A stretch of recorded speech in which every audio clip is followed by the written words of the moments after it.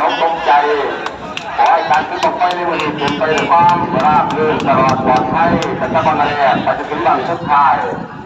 บางไฟปลอมทดลองขึ้นสูงลงสัตตาทั้งเวลาได้หลายทั้งเวลาได้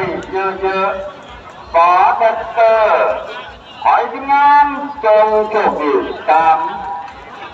สมมติถามสองกันต้อ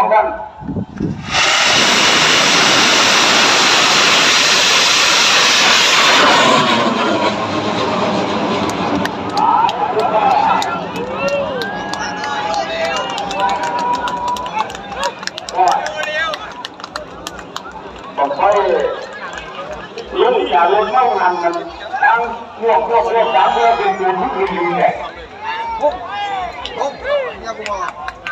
วันที่หน่อยเดียววัน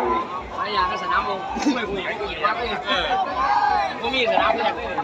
ไม่ก็ยังได้สนามสวนได้ในเบื้องต้นตอนนี้